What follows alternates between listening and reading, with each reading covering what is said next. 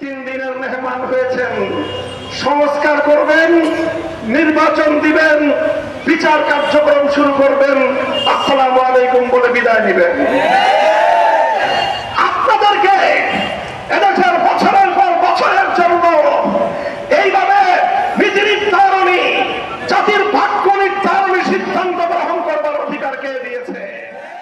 কমিশনের পক্ষ থেকে, তাদের মানবাধিকার কমিশনের পক্ষ থেকে বাংলাদেশের মানুষের পক্ষে প্রকৃত কোনো সহযোগিতা আমরা পাইনি।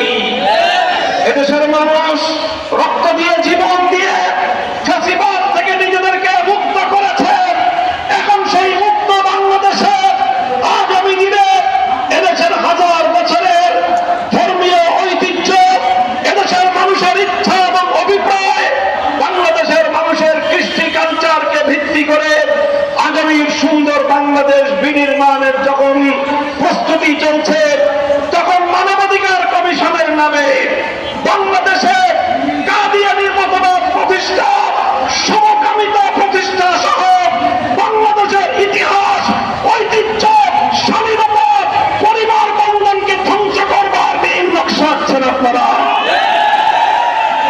ডক্টর ইউনূস সাহেব সম্পর্কে আমরা জানি, পশ্চিমা বিশ্বের সঙ্গে আপনার খুব ভালো সম্পর্ক। আপনি এনজিও বান্ধব একটা সরকার করেছেন, আমাদের অনেক কনসার্ন ছিল, আমাদের অনেক উদ্বেগ উৎকণ্ঠা ছিল এবং আছে। সেই বিষয়গুলিতে আমরা কথা বলছি না। আপনি আপনার ক্যাবিনেটে কুখ্যাত শারমিন মুর্শেদদের মতো সমকামিতার প্রবর্তকারীদেরকে আপনি স্থান দিয়েছেন। আমরা সেটাও বড় গণা প্রতিবাদ জানাই নাই।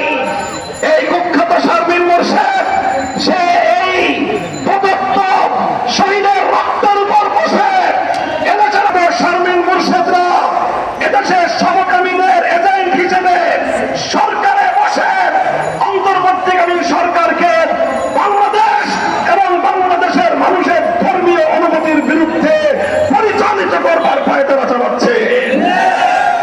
আমরা স্পষ্ট ভাষায় বলছি, আমি আবারও বলছি, আজ হেফাজতে ইসলাম বাংলাদেশ তার প্রাথমিক প্রতিবাদ জানাচ্ছে, প্রাথমিক অনুভূতি ব্যক্ত করছে।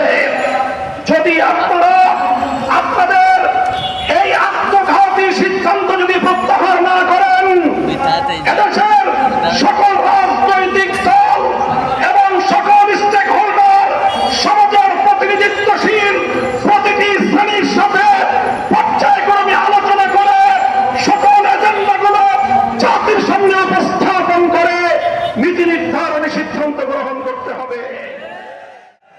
3 দিনের মেহমান হয়েছেন, সংস্কার করবেন, নির্বাচন দিবেন, বিচার কার্যক্রম শুরু করবেন, আসসালামু আলাইকুম বলে বিদায় নেবেন।